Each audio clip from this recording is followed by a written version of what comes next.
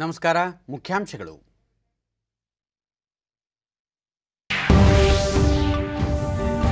ಜಾನಪದ ಕಲಾವಿದರಿಗೆ ಡಿಜಿಟಲ್ ವ್ಯವಸ್ಥೆ ವರದಾನ.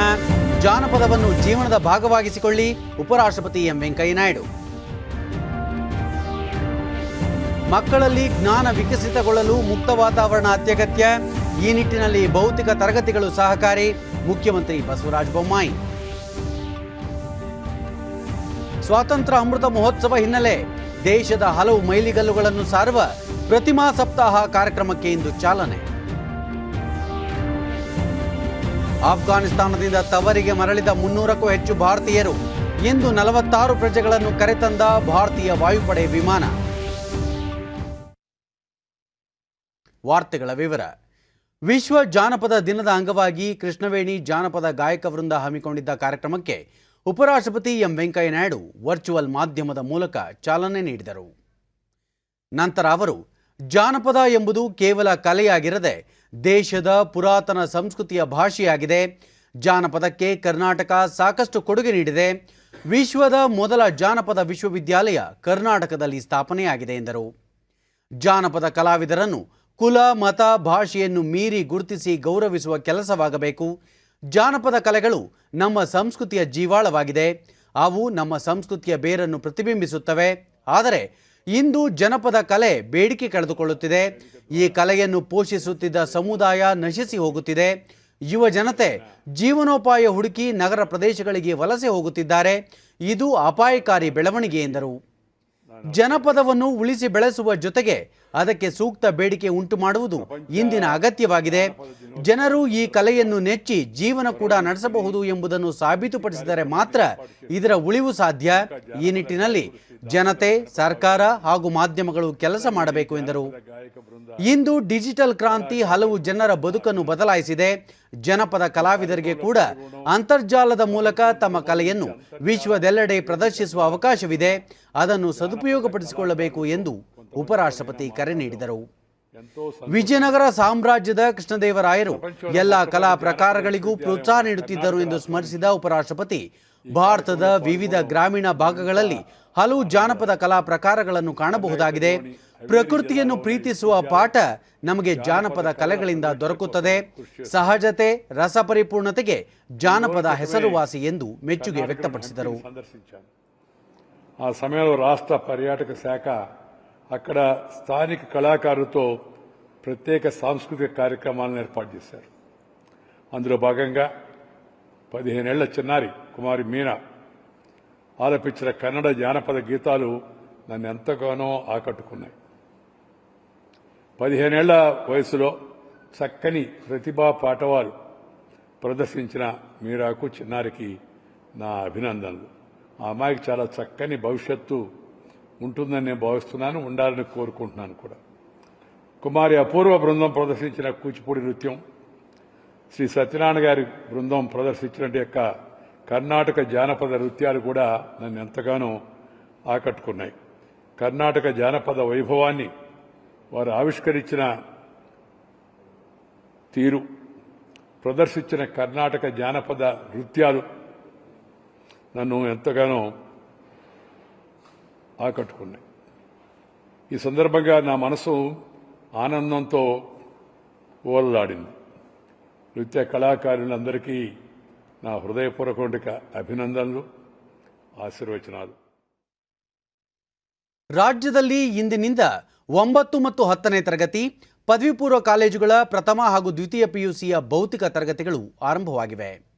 ಸರ್ಕಾರಿ ಶಾಲೆಗಳು ಮಾತ್ರವಲ್ಲದೆ ಖಾಸಗಿ ಶಾಲೆಗಳು ಕೂಡ ಕಡ್ಡಾಯವಾಗಿ ಕೋವಿಡ್ ಮಾರ್ಗಸೂಚಿಗಳನ್ನು ಕಟ್ಟುನಿಟ್ಟಾಗಿ ಪಾಲಿಸುವಂತೆ ಸರ್ಕಾರ ನಿರ್ದೇಶಿಸಿದೆ. ಇಂದಿನಿಂದ ಶಾಲೆಗೆ ಹಾಜರಾಗುವ ಮಕ್ಕಳಿಗೆ ಮುಖ್ಯಮಂತ್ರಿಗಳು ಶುಭ ಹಾರೈಸಿದ್ದು, ಪೋಷಕರು ನಿರಾತಂಕವಾಗಿರುವಂತೆ ಸಲಹೆ ನೀಡಿದ್ದಾರೆ. ತಮ್ಮ ಟ್ವೀಟ್ನಲ್ಲಿ ಅವರು, ಇಂದಿನಿಂದ ಶಾಲೆಗಳಲ್ಲಿ ಭೌತಿಕ ತರಗತಿಗಳು ಪ್ರಾರಂಭವಾಗಿದ್ದು ಸರ್ಕಾರ ಎಲ್ಲ ಸಿದ್ಧತೆ ಮಾಡಿಕೊಂಡಿದೆ. ಆಯಾ ಜಿಲ್ಲೆಗಳಲ್ಲಿ ಶಾಲೆಗಳಿಗೆ ಭೇಟಿ ನೀಡಿ ಮಕ್ಕಳನ್ನು, ಶಿಕ್ಷಕರನ್ನು ಪ್ರೋತ್ಸಾಹಿಸಿ ಪೋಷಕರಲ್ಲಿ ವಿಶ್ವಾಸ ಮೂಡಿಸುವ ನಿಟ್ಟಿನಲ್ಲಿ ಸೂಕ್ತ ಕ್ರಮ ವಹಿಸುವಂತೆ ತಮ್ಮ ಸಂಪುಟದ ಸಹೋದ್ಯೋಗಿಗಳಿಗೆ ಸಲಹೆ ನೀಡಿದ್ದಾರೆ. ಮಕ್ಕಳ ಸುರಕ್ಷತೆಯ ಜೊತೆಗೆ ಅವರ ಶೈಕ್ಷಣಿಕ ಭವಿಷ್ಯದ ಹಿತಾಸಕ್ತಿಗಳನ್ನು ಪರಿಗಣಿಸಿ ತಜ್ಞರ ಸಲಹೆಗಳ ಅನುಸಾರ ಸರ್ಕಾರ ತೀರ್ಮಾನ ತೆಗೆದುಕೊಂಡಿದೆ. ಈ ಸಂದರ್ಭದಲ್ಲಿ ಮಕ್ಕಳು ಹಾಗೂ ಪೋಷಕರು ಮಾರ್ಗಸೂಚಿ ನಿಯಮಗಳನ್ನು ಪಾಲಿಸಿ ಸುರಕ್ಷತಾ ಕ್ರಮಗಳನ್ನು ಅನುಸರಿಸಿ ಸರ್ಕಾರದೊಂದಿಗೆ ಸಹಕರಿಸಬೇಕು. ಯಾವುದೇ ಆತಂಕಕ್ಕೆ ಕಾರಣವಿಲ್ಲ ಎಂದು ಮುಖ್ಯಮಂತ್ರಿಗಳು ಹೇಳಿದ್ದಾರೆ. ಶಿಕ್ಷಣ ಸಚಿವ ಬಿಸಿ ನಾಗೇಶ್ ಮಕ್ಕಳ ಶೈಕ್ಷಣಿಕ ಉನ್ನತಿ ಭವಿಷ್ಯಕ್ಕಾಗಿ ಆರೋಗ್ಯದ ಬಗ್ಗೆ ಎಚ್ಚರಿಕೆ ವಹಿಸಿ ಶಾಲೆಗಳನ್ನು ಆರಂಭಿಸಲಾಗುತ್ತಿದೆ.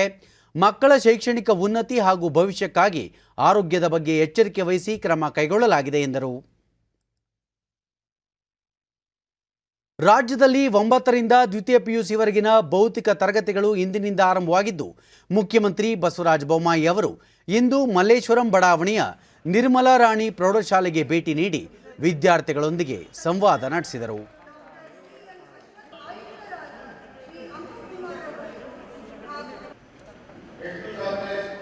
ವಿದ್ಯಾರ್ಥಿಗಳು ಶಾಲೆಗೆ ಬರುವುದರಿಂದ ಕಲಿಕಾ ಕ್ರಮದಲ್ಲಿ ಆಗುವ ಬದಲಾವಣೆಗಳ ಕುರಿತು ವಿದ್ಯಾರ್ಥಿಗಳೊಂದಿಗೆ ಅವರು ಚರ್ಚೆ ನಡೆಸಿದರು. ಈ ಸಂದರ್ಭದಲ್ಲಿ ಶಿಕ್ಷಣ ಸಚಿವ ಬಿಸಿ ನಾಗೇಶ್, ಉನ್ನತ ಶಿಕ್ಷಣ ಸಚಿವ ಡಾಕ್ಟರ್ ಸಿಎನ್ ಅಶ್ವತ್ಥನಾರಾಯಣ ಉಪಸ್ಥಿತರಿದ್ದರು.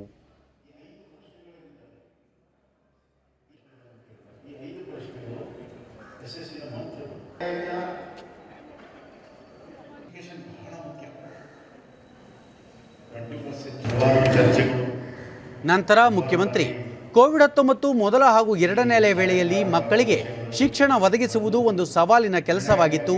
ಈ ಸಂದರ್ಭದಲ್ಲಿ ಪ್ರಾಥಮಿಕ, ಪ್ರೌಢ ಮತ್ತು ಉನ್ನತ ಶಿಕ್ಷಣ ಇಲಾಖೆ ಬಹಳ ಉತ್ತಮವಾದ ಕೆಲಸ ಮಾಡಿದೆ. ಮಕ್ಕಳ ಕಾಳಜಿಯ ಜೊತೆಗೆ ಅವರಿಗೆ ಯಾವುದೇ ತೊಂದರೆಯಾಗದಂತೆ ಆತ್ಮಸ್ಥೈರ್ಯ ಹೆಚ್ಚಿಸಲು ಹಲವಾರು ಕಾರ್ಯಕ್ರಮಗಳನ್ನು ರೂಪಿಸಲಾಗಿದೆ. ಆನ್ಲೈನ್ ಮತ್ತು ಶಾಲೆಗಳ ಆವರಣದ ಹೊರಗಡೆ ಕೂಡ ಶಿಕ್ಷಣ ಒದಗಿಸಲು ಕ್ರಮ ಕೈಗೊಳ್ಳಲಾಗಿದೆ ಎಂದರು. ಮಕ್ಕಳಿಗೆ ಮುಕ್ತವಾದ ವಾತಾವರಣ ನಿರ್ಮಾಣ ಮಾಡಿದಾಗ ಮಾತ್ರ ಜ್ಞಾನ ಸಂಪಾದನೆಯಾಗುತ್ತದೆ. ಬಾಯಿಪಾಠ ಕಲಿಕೆಯಿಂದ ಜ್ಞಾನ ಸಂಪಾದನೆಯಾಗುವುದಿಲ್ಲ ಎಂದರು. ಜ್ಞಾನ ಸಂಪಾದನೆಯ ಜೊತೆಗೆ ಪಠ್ಯೇತರ ಚಟುವಟಿಕೆಗಳೊಂದಿಗೆ ಕೋವಿಡ್ ನಿಯಮಗಳನ್ನು ಕಟ್ಟುನಿಟ್ಟಾಗಿ ಪಾಲಿಸಬೇಕು. ಶಾಲಾ ಸಮಿತಿಗಳು ಸಮನ್ವಯತೆಯಿಂದ ಕೆಲಸ ಮಾಡಬೇಕು ಎಂದು ಮುಖ್ಯಮಂತ್ರಿ ಸೂಚಿಸಿದರು. ಗಡಿ ಜಿಲ್ಲೆಗಳಲ್ಲಿ ಕೋವಿಡ್-19 ಪಾಸಿಟಿವಿಟಿ ದರ 2%ಕ್ಕಿಂತಲೂ ಕಡಿಮೆಯಾದ ನಂತರ ಶಾಲೆ ತೆರೆಯಲು ಕ್ರಮ ಕೈಗೊಳ್ಳಲಾಗುವುದು ಎಂದು ಮುಖ್ಯಮಂತ್ರಿ ತಿಳಿಸಿದರು. ಮೈಸೂರಿನಲ್ಲಿ ಸರ್ಕಾರಿ ಹಾಗೂ ಖಾಸಗಿ ಪ್ರೌಢಶಾಲೆ ಹಾಗೂ ಪಿಯುಸಿ ಕಾಲೇಜುಗಳು ಪ್ರಾರಂಭವಾಗಿದ್ದು, ಮೊದಲ ದಿನವೇ ಉತ್ತಮ ಪ್ರತಿಕ್ರಿಯೆ ವ್ಯಕ್ತವಾಗಿದೆ. 80% ವಿದ್ಯಾರ್ಥಿಗಳು ತರಗತಿಗೆ ಹಾಜರಾಗುವ ಮೂಲಕ ಅಧ್ಯಯನದಲ್ಲಿ ಆಸಕ್ತಿ ವ್ಯಕ್ತಪಡಿಸಿದ್ದಾರೆ. ತರಗತಿ ಕೊಠಡಿಯಲ್ಲಿ ಕೋವಿಡ್-19 ಮಾರ್ಗಸೂಚಿಗಳನ್ನು ಕಟ್ಟುನಿಟ್ಟಾಗಿ ಪಾಲಿಸಲಾಗಿದ್ದು, ವ್ಯಕ್ತಿಗತ ಅಂತರಕ್ಕೆ ಆದ್ಯತೆ ನೀಡಲಾಗಿದೆ.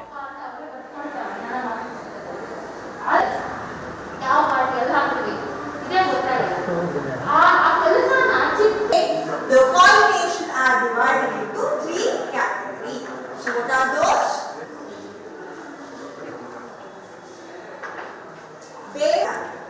So your orthography is notation, right?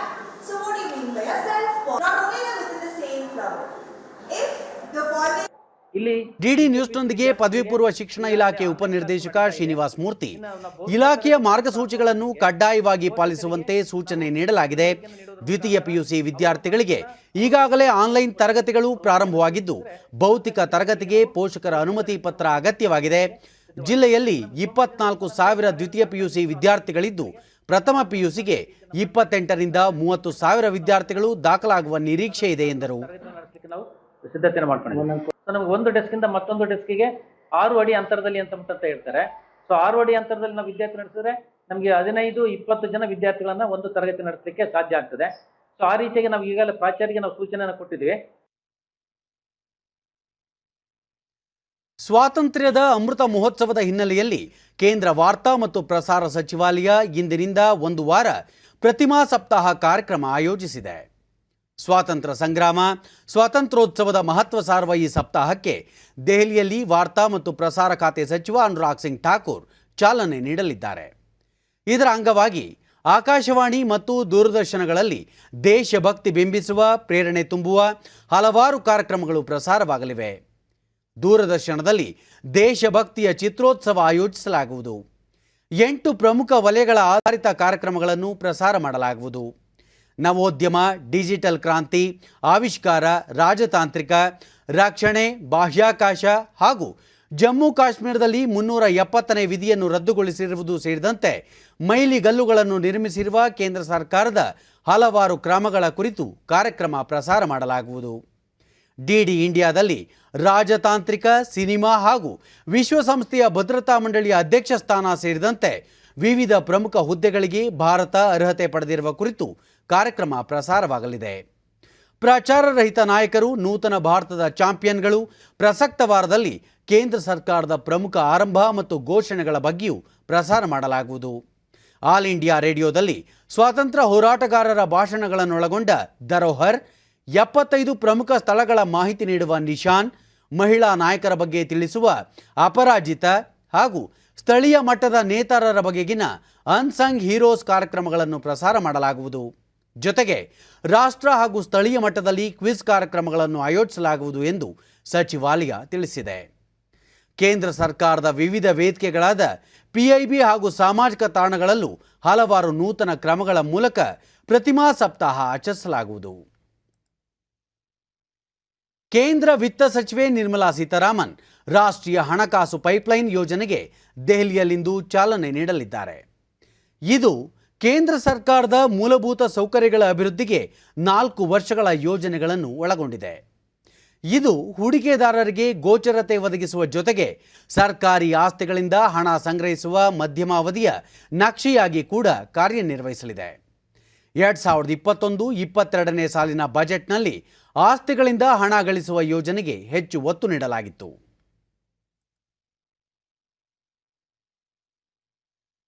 ಅನಾರೋಗ್ಯದಿಂದ ನಿಧನರಾದ ಉತ್ತರ ಪ್ರದೇಶದ ಮಾಜಿ ಮುಖ್ಯಮಂತ್ರಿ ಕಲ್ಯಾಣ್ ಸಿಂಗ್ ಅವರ ಪಾರ್ಥಿವ ಶರೀರದ ಅಂತ್ಯಕ್ರಿಯೆ ಇಂದು ಸಕಲ ಸರ್ಕಾರಿ ಗೌರವಗಳೊಂದಿಗೆ ಬುಲಂದರ್ ಶಾ ಜಿಲ್ಲೆಯ ರಾಜ್ಘಾಟ್ನ ರಾಮ್ಘಾಟ್ನಲ್ಲಿ ಇಂದು ಮಧ್ಯಾಹ್ನ 3 ಗಂಟೆಗೆ ನಡೆಯಲಿದೆ. ಅಲಿಗಢದ ಅಹಲ್ಯಾಬಾಯಿ ಹೋಳ್ಕರ್ ಕ್ರೀಡಾಂಗಣದಲ್ಲಿ ಪಾರ್ಥಿವ ಶರೀರದ ದರ್ಶನಕ್ಕೆ ಅವಕಾಶ ಮಾಡಿಕೊಡಲಾಗಿತ್ತು. ಅಲ್ಲಿಂದ ಸರ್ಕಾರಿ ಗೌರವದೊಂದಿಗೆ ಅವರ ಹುಟ್ಟೂರಾದ ಮುದೋಲಿಗೆ ಕೊಂಡೊಯ್ಯಲಾಯಿತು. ಕೇಂದ್ರ ಗೃಹ ಸಚಿವ ಅಮಿತ್ ಶಾ, ಉತ್ತರ ಪ್ರದೇಶದ ಮುಖ್ಯಮಂತ್ರಿ ಯೋಗಿ ಆದಿತ್ಯನಾಥ್, ಮಧ್ಯಪ್ರದೇಶದ ಮುಖ್ಯಮಂತ್ರಿ ಶಿವರಾಜ್ ಸಿಂಗ್ ಚೌಹಾಣ್ ಹಾಜರಿದ್ದು ಅಂತಿಮ ಗೌರವ ಸಲ್ಲಿಸಿದರು.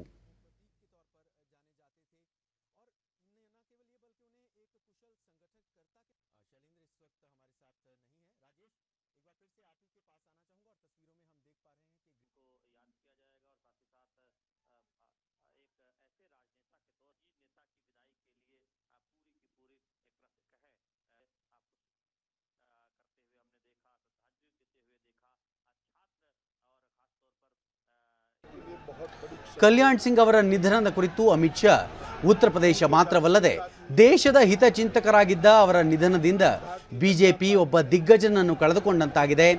ರಾಮ ಜನ್ಮಭೂಮಿ ಆಂದೋಲನಕ್ಕಾಗಿ ಅಧಿಕಾರ ತ್ಯಾಗಕ್ಕೂ ಹಿಂದೇಟು ಹಾಕದ ಕಲ್ಯಾಣ್ ಸಿಂಗ್ ಅವರು ರಾಮ ಮಂದಿರಕ್ಕೆ ಶಿಲಾನ್ಯಾಸ ನೆರವೇರಿಸಿದಾಗ ನನ್ನ ಜೀವನದ ಗುರಿ ಈಡೇರಿತು ಎಂದು ಸಂಭ್ರಮಿಸಿದ್ದರು. ಬಡವರಿಗೆ ಸಮರ್ಪಿತವಾಗಿದ್ದ ಅವರ ಜೀವನ ಬಿಜೆಪಿ ಕಾರ್ಯಕರ್ತರಿಗೆ ಪ್ರೇರಣೆಯಾಗಿದೆ. ಭಗವಾನ್ ಶಿವ ಅವರ ಆತ್ಮಕ್ಕೆ ಶಾಂತಿ ಕರುಣಿಸಲಿ ಎಂದು ಹೇಳಿದ್ದಾರೆ. उत्तर प्रदेश के गरीब लोगों को समर्पित रहा और उत्तर प्रदेश को देश का सबसे अच्छा प्रदेश बनाने के लिए वो कार्यरत रहा. ಮಧ್ಯಾಹ್ನ 3 ಗಂಟೆಗೆ ಪಾರ್ಥಿವ ಶರೀರವನ್ನು ಬುಲಂದರ್ ಶಾ ಜಿಲ್ಲೆಯ ರಾಜ್ಘಾಟ್ಗೆ ತೆಗೆದುಕೊಂಡು ಹೋಗಿ ಅಲ್ಲಿನ ರಾಮ್ಘಾಟ್ನಲ್ಲಿ ಧಾರ್ಮಿಕ ವಿಧಿವಿಧಾನಗಳ ಅನುಸಾರ ಅಂತ್ಯಕ್ರಿಯೆ ನೆರವೇರಿಸಲಾಗುವುದು. ಅಂತ್ಯಕ್ರಿಯೆಯಲ್ಲಿ ರಕ್ಷಣಾ ಸಚಿವ ರಾಜನಾಥ್ ಸಿಂಗ್, ಉತ್ತರ ಪ್ರದೇಶ ಮುಖ್ಯಮಂತ್ರಿ ಯೋಗಿ ಆದಿತ್ಯನಾಥ್ ಸೇರಿದಂತೆ ಹಲವು ರಾಜ್ಯಗಳ ಮುಖ್ಯಮಂತ್ರಿಗಳು ಪಾಲ್ಗೊಳ್ಳುವ ನಿರೀಕ್ಷೆ ಇದೆ. ದೇಶದಲ್ಲಿ ಜಾತಿ ಜನಗಣತಿ ನಡೆಸುವ ಕುರಿತು ಬಿಹಾರ ಮುಖ್ಯಮಂತ್ರಿ ನಿತೀಶ್ ಕುಮಾರ್ ಇಂದು ಸರ್ವಪಕ್ಷಗಳ ನಿಯೋಗದೊಂದಿಗೆ ದೆಹಲಿಯಲ್ಲಿ ಪ್ರಧಾನಿ ನರೇಂದ್ರ ಮೋದಿ ಅವರನ್ನು ಭೇಟಿಯಾಗಿ ಮಾತುಕತೆ ನಡೆಸಿದರು. ಬಿಹಾರದಲ್ಲಿ ಆಡಳಿತಾರೂಢ ಸಂಯುಕ್ತ ಜನತಾದಳದ ಮಿತ್ರ ಪಕ್ಷ ಬಿಜೆಪಿ, ಪ್ರಮುಖ ಪ್ರತಿಪಕ್ಷ RJD ಸೇರಿದಂತೆ 10 ರಾಜಕೀಯ ಪಕ್ಷಗಳ ಪ್ರಮುಖರು ಹಾಜರಿದ್ದು ಜಾತಿ ಗಣತಿಯ ಅಗತ್ಯದ ಕುರಿತು ಪ್ರಧಾನಿಯವರೊಂದಿಗೆ ಚರ್ಚಿಸಿದರು. ಬಳಿಕ ನಿತೀಶ್ ಕುಮಾರ್, ಪ್ರಧಾನಿಯವರು ನಮ್ಮೆಲ್ಲರ ಮಾತನ್ನು ಸಮಾಧಾನದಿಂದ ಕೇಳಿದ್ದಾರೆ. ಪ್ರತಿಯೊಬ್ಬರೂ ಅವರದೇ ರೀತಿಯಲ್ಲಿ ಜಾತಿ ಗಣತಿಯ ಅಗತ್ಯವನ್ನು ಪ್ರತಿಪಾದಿಸಿದ್ದಾರೆ. ಯಾವುದೇ ಬೇಡಿಕೆಗಳನ್ನು ಪ್ರಧಾನಿಯವರು ನಿರಾಕರಿಸಿಲ್ಲ. ನಮ್ಮೆಲ್ಲರ ಮಾತುಗಳನ್ನು ಪ್ರಧಾನಿ ಗೌರವಿಸುತ್ತಾರೆ ಎಂಬ ವಿಶ್ವಾಸವಿದ್ದು ಸೂಕ್ತ ನಿರ್ಣಯ ಕೈಗೊಳ್ಳುವ ಭರವಸೆ ಇದೆ ಎಂದು ಹೇಳಿದರು. इन सब चीजों पर भी गौर करेंगे, ये करेंगे. देखिए अभी इसके बारे में उन्होंने कोई डिनाई नहीं किया. जिससे ಆರ್ಜೆಡಿ ಮುಖ್ಯಸ್ಥ ತೇಜಸ್ವಿ ಯಾದವ್ ಜಾತಿಗಳ ವೈಜ್ಞಾನಿಕ ಮಾಹಿತಿ ಇಲ್ಲದೆ ಎಲ್ಲ ವರ್ಗದವರಿಗೂ ನ್ಯಾಯ ಒದಗಿಸಲು ಸಾಧ್ಯವಿಲ್ಲ. ವೈಜ್ಞಾನಿಕ ಮಾಹಿತಿ ಸಿಗಬೇಕಾದರೆ ಜಾತಿ ಗಣತಿ ಆಗಬೇಕಾಗಿದೆ. ಈ ವಿಚಾರವನ್ನು ಪ್ರಧಾನಿಯವರಿಗೆ ಮನವರಿಕೆ ಮಾಡುವ ಪ್ರಯತ್ನ ಮಾಡಿದ್ದೇವೆ ಎಂದರು. पता चला देश में जो हजारों जातियां और इसमें एक बात समझने की जरूरत है, जब जानवरों की गिनती होती है, पेड़ पौधों की गिनती होती है, तो इंसानों की भी होनी चाहिए। SC ST का होता रहा है और धर्म के आधार पे भी जो है रिलीजन का भी जो है वो उसकी भी काउंटिंग होती है।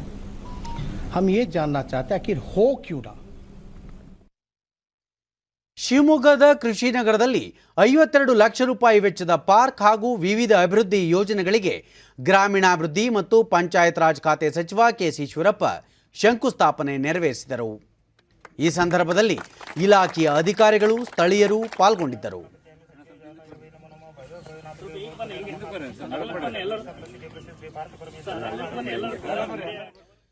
ಚಾಮರಾಜನಗರ ಜಿಲ್ಲೆ ಗುಂಡ್ಲುಪೇಟೆ ತಾಲೂಕಿನ ಬೆಳಚಲವಾಡಿ ಗ್ರಾಮದ ಕೆರೆ ಏರಿ ಒಡೆದು 100 ಎಕರೆ ಜಮೀನಿಗೆ ನೀರು ನುಗ್ಗಿದೆ.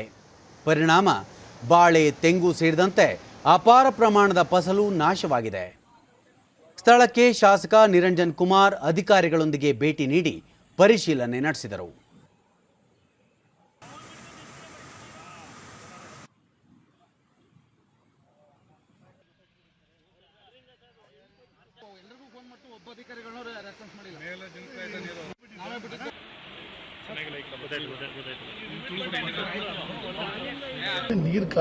ಬಳಿಕ ಮಾಧ್ಯಮಗಳೊಂದಿಗೆ ನಿರಂಜನ್ ಕುಮಾರ್ ಕೂಡಲೇ ಕೆರೆ ಏರಿ ದುರಸ್ತಿಗೊಳಿಸುವಂತೆ ಸಂಬಂಧಪಟ್ಟ ಅಧಿಕಾರಿಗಳಿಗೆ ಸೂಚಿಸಲಾಗಿದೆ.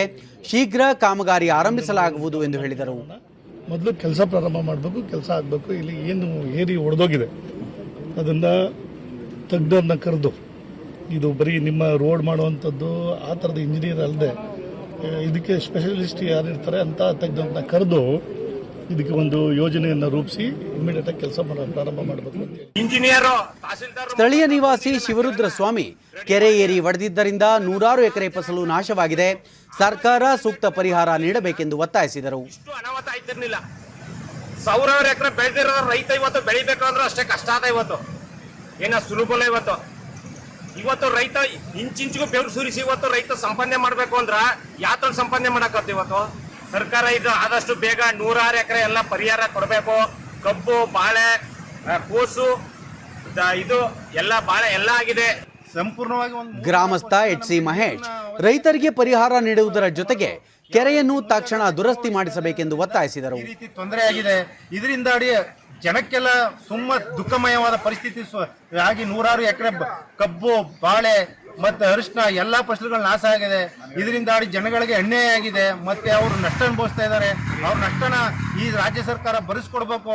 ಇದ್ರ ಬಗ್ಗೆ ಸಂಬಂಧಪಟ್ಟವರು ಬಂದು ಅದರ ಬಗ್ಗೆ ಜನತೆಗೆ ಮತ್ತೆ ರೈತರಿಗೆ ಒಂದು ಆಶಾಭಾವನೆಯನ್ನು ಮೂಡಿಸಿ. ದೇಶದಲ್ಲಿ ಲಸಿಕೆ ಅಭಿಯಾನ ವಿಶೇಷವಾಗಿ ಮುಂದುವರೆದಿದೆ. ಇದರ ಪರಿಣಾಮ ವಿಶ್ವದಲ್ಲೇ ಅತಿ ಹೆಚ್ಚು ಲಸಿಕೆ ನೀಡಿರುವ ದೇಶಗಳ ಪೈಕಿ ಭಾರತ ಮುಂಚೂಣಿಯಲ್ಲಿದೆ. ಇದುವರೆಗೆ ದೇಶಾದ್ಯಂತ ಒಟ್ಟು 58,25,49,595 ಡೋಸ್ ಲಸಿಕೆ ನೀಡಲಾಗಿದೆ. ನಿನ್ನೆ ಒಂದೇ ದಿನ 7,95,543 ಡೋಸ್ ಲಸಿಕೆ ನೀಡಲಾಗಿದೆ ಎಂದು ಕೇಂದ್ರ ಆರೋಗ್ಯ ಸಚಿವಾಲಯ ತಿಳಿಸಿದೆ. ದೇಶದಲ್ಲಿ ಕೊರೋನಾ ಮಾದರಿಗಳ ಪರೀಕ್ಷಾ ಸಾಮರ್ಥ್ಯದಲ್ಲಿ ನಿರಂತರ ಹೆಚ್ಚಳ ಮಾಡಲಾಗುತ್ತಿದ್ದು, ಇದುವರೆಗೆ ಒಟ್ಟು 50,75,51,399 ಮಂದಿಗೆ ಕೊರೋನಾ ಮಾದರಿ ಪರೀಕ್ಷೆ ನಡೆಸಲಾಗಿದೆ. ನಿನ್ನೆ ಒಂದೇ ದಿನ 12,95,160 ಮಂದಿಯ ಮಾದರಿ ಪರೀಕ್ಷಿಸಲಾಗಿದೆ ಎಂದು ಭಾರತೀಯ ವೈದ್ಯಕೀಯ ಸಂಶೋಧನಾ ಮಂಡಳಿ ICMR ತಿಳಿಸಿದೆ. ಆಫ್ಘಾನಿಸ್ತಾನದಲ್ಲಿ ಸಿಲುಕಿರುವ ಭಾರತೀಯ ಪ್ರಜೆಗಳನ್ನು ಸುರಕ್ಷಿತವಾಗಿ ಮರಳಿ ಕರೆತರಲು ಕೇಂದ್ರ ಸರ್ಕಾರ ಬದ್ಧವಾಗಿದೆ ಎಂದು ವಿದೇಶಾಂಗ ವ್ಯವಹಾರಗಳ ಸಚಿವಾಲಯ ತಿಳಿಸಿದೆ. ಆಫ್ಘಾನಿಸ್ತಾನದಿಂದ ಮರಳಿ ಬರಲು ಇಚ್ಛೆ ವ್ಯಕ್ತಪಡಿಸುವ ಹಾಗೂ ಸಚಿವಾಲಯದ ಸಹಾಯವಾಣಿಯನ್ನು ಸಂಪರ್ಕಿಸುವ ಜನರನ್ನು ಕರೆತರಲು ಆದ್ಯತೆ ನೀಡಲಾಗುವುದು ಎಂದು ವಿದೇಶಾಂಗ ವ್ಯವಹಾರಗಳ ರಾಜ್ಯ ಸಚಿವ ವಿ ಮುರಳೀಧರನ್ ಹೇಳಿಕೆಯಲ್ಲಿ ತಿಳಿಸಿದ್ದಾರೆ.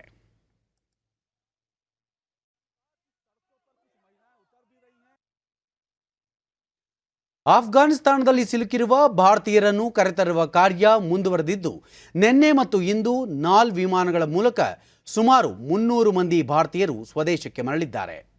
ಇಂಡಿಗೋ ವಿಮಾನದ ಮೂಲಕ 100, ಏರ್ ಇಂಡಿಯಾ ವಿಮಾನದ ಮೂಲಕ 87 ಭಾರತೀಯರು, ಭಾರತೀಯ ವಾಯುಪಡೆಯ ವಿಮಾನದಲ್ಲಿ 50ಕ್ಕೂ ಹೆಚ್ಚು ಮಂದಿಯನ್ನು ಕರೆತರಲಾಯಿತು. ಹಿಂಡನ್ ವಾಯುನೆಲೆಗೆ ಆಗಮಿಸಿದ ವಾಯುಸೇನೆಯ C-17 ವಿಮಾನದಲ್ಲಿ 168 ಜನರನ್ನು ಕರೆತರಲಾಗಿದ್ದು, ಇದರಲ್ಲಿ 107 ಭಾರತೀಯರಿದ್ದಾರೆ. ವಾಯುಸೇನೆಯ C-17 ವಿಶೇಷ ವಿಮಾನ ಕಾಬೂಲ್ನಿಂದ ಆಗಮಿಸಿತು. ಇಂದು ಕಾಬೂಲ್ನಿಂದ ಭಾರತೀಯ ಪ್ರಜೆಗಳು ಮತ್ತು 46 ಆಫ್ಘನ್ ಹಿಂದೂಗಳು ಮತ್ತು ಸಿಖ್ಖರನ್ನು ಭಾರತೀಯ ವಾಯುಪಡೆಯ ವಿಮಾನದಲ್ಲಿ ಕರೆತರಲಾಗಿದೆ. ವಿದೇಶಾಂಗ ವ್ಯವಹಾರಗಳ ಸಚಿವಾಲಯದ ವಕ್ತಾರ ಅರಿಂದಮ್ ಬಾಗ್ಚಿ ಈ ಕಾರ್ಯಾಚರಣೆಯ ಬಗ್ಗೆ ಮಾಹಿತಿ ನೀಡಿದ್ದಾರೆ. ಕೆಲವು ದಿನಗಳ ಹಿಂದೆ ಆಫ್ಘಾನಿಸ್ತಾನದ ಕಾಬೂಲ್ನಿಂದ 135 ಭಾರತೀಯರನ್ನು ತೆರವುಗೊಳಿಸಿ ದೋಹಾಕ್ಕೆ ಕರೆತರಲಾಗಿತ್ತು. ದೋಹಾ ಮತ್ತು ಕತಾರ್ನಲ್ಲಿರುವ ಭಾರತೀಯ ದೂತಾವಾಸ ಕಚೇರಿಗಳ ಸಹಕಾರದಿಂದ ಅವರನ್ನು 2 ವಿಮಾನಗಳ ಮೂಲಕ ಕರೆತರಲಾಗಿದೆ ಎಂದು ಅವರು ತಿಳಿಸಿದ್ದಾರೆ. ತಜಿಕಿಸ್ತಾನದ ದುಶಾಂಬೆಯಿಂದ ಆಗಮಿಸಿರುವ ಏರ್ ಇಂಡಿಯಾ ವಿಮಾನದಲ್ಲಿ 2 ನೇಪಾಳಿ ನಾಗರಿಕರು, ಆಫ್ಘನ್ ಸಂಸದ ಮತ್ತವರ ಕುಟುಂಬದ ಸದಸ್ಯರು ಇದ್ದಾರೆ. ದುಶಾಂಬೆಯಲ್ಲಿರುವ ಭಾರತೀಯ ರಾಯಭಾರ ಕಚೇರಿಯ ಸಹಕಾರದಿಂದ ಅವರನ್ನು ಕರೆತರಲಾಗಿದೆ. ಆಫ್ಘಾನಿಸ್ತಾನದಲ್ಲಿ ಸಿಲುಕಿರುವ ನಾಗರಿಕರ ರಕ್ಷಣೆಗಾಗಿ ಭಾರತ ವಿಶೇಷ ಸೆಲ್ ಸ್ಥಾಪಿಸಿದೆ. ಭಾರತೀಯರು ಅದನ್ನು ಶೀಘ್ರವಾಗಿ ಸಂಪರ್ಕಿಸಿ ಸಹಕಾರ ಪಡೆದುಕೊಳ್ಳಬೇಕೆಂದು ವಿದೇಶಾಂಗ ವ್ಯವಹಾರಗಳ ಸಚಿವಾಲಯ ಸೂಚಿಸಿದೆ.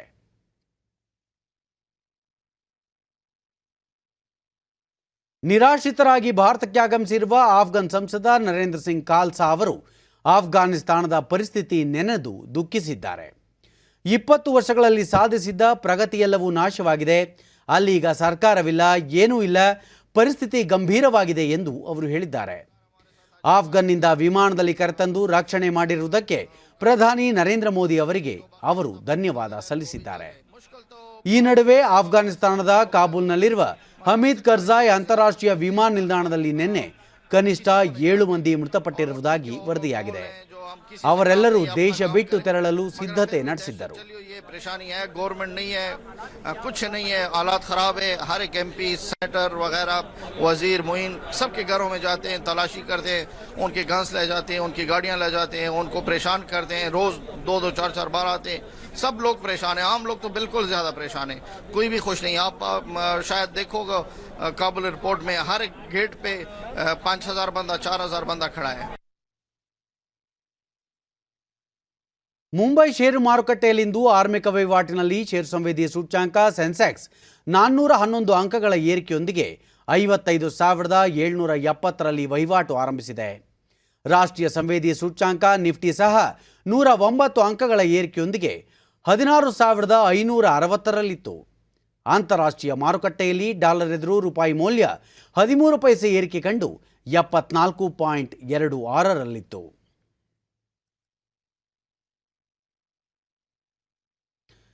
ಕೊನೆಯಲ್ಲಿ ಮತ್ತೊಮ್ಮೆ ಮುಖ್ಯಾಂಶಗಳು. ಜಾನಪದ ಕಲಾವಿದರಿಗೆ ಡಿಜಿಟಲ್ ವ್ಯವಸ್ಥೆ ವರದಾನ, ಜಾನಪದವನ್ನು ಜೀವನದ ಭಾಗವಾಗಿಸಿಕೊಳ್ಳಿ, ಉಪರಾಷ್ಟ್ರಪತಿ ಎಂ ವೆಂಕಯ್ಯನಾಯ್ಡು. ಮಕ್ಕಳಲ್ಲಿ ಜ್ಞಾನ ವಿಕಸಿತಗೊಳ್ಳಲು ಮುಕ್ತ ವಾತಾವರಣ ಅತ್ಯಗತ್ಯ, ಈ ನಿಟ್ಟಿನಲ್ಲಿ ಭೌತಿಕ ತರಗತಿಗಳು ಸಹಕಾರಿ, ಮುಖ್ಯಮಂತ್ರಿ ಬಸವರಾಜ ಬೊಮ್ಮಾಯಿ. ಸ್ವಾತಂತ್ರ್ಯ ಅಮೃತ ಮಹೋತ್ಸವ ಹಿನ್ನೆಲೆ ದೇಶದ ಹಲವು ಮೈಲಿಗಲ್ಲುಗಳನ್ನು ಸಾರುವ ಪ್ರತಿಮಾ ಸಪ್ತಾಹ ಕಾರ್ಯಕ್ರಮಕ್ಕೆ ಇಂದು ಚಾಲನೆ.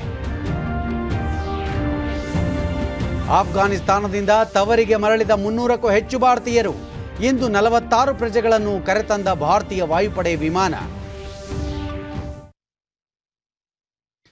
ನಮ್ಮ ವಾರ್ತಾ ಪ್ರಸಾರವನ್ನು ನೀವು ಡಿಡಿ ಚಂದನ ನ್ಯೂಸ್ ಯೂಟ್ಯೂಬ್ ಚಾನೆಲ್ನಲ್ಲೂ ವೀಕ್ಷಿಸಬಹುದು. ವೀಕ್ಷಕರೇ, ನಾನೀಗ ಸ್ಟುಡಿಯೋದಿಂದ ತೆರಳುತ್ತಿರುವ ಕಾರಣ ಮಾಸ್ಕ್ ಧರಿಸುತ್ತಿದ್ದೇನೆ. ನೀವು ಸಹ ಮನೆಯಿಂದ ಹೊರ ಹೋಗುವ ಮುನ್ನ ಸರಿಯಾದ ಕ್ರಮದಲ್ಲಿ ತಪ್ಪದೆ ಮಾಸ್ಕ್ ಧರಿಸಿ. ವ್ಯಕ್ತಿಗತ ಅಂತರ ಕಾಪಾಡಿಕೊಳ್ಳುವುದರೊಂದಿಗೆ ನೀವು ಸುರಕ್ಷಿತವಾಗಿರಿ, ನಿಮ್ಮವರನ್ನು ಸುರಕ್ಷಿತವಾಗಿರಿಸಿ. ನೈರ್ಮಲ್ಯಕ್ಕೆ ಆದ್ಯತೆ ನೀಡುವುದರ ಜೊತೆಗೆ ಸೋಂಕು ತಡೆಗೆ ಕೋವಿಡ್-19 ಲಸಿಕೆ ಪಡೆಯುವುದು ಅಗತ್ಯ. ನಮ್ಮ ಮುಂದಿನ ವಾರ್ತಾ ಪ್ರಸಾರ ಸಂಜೆ 4:30ಕ್ಕೆ. ನಮಸ್ಕಾರ.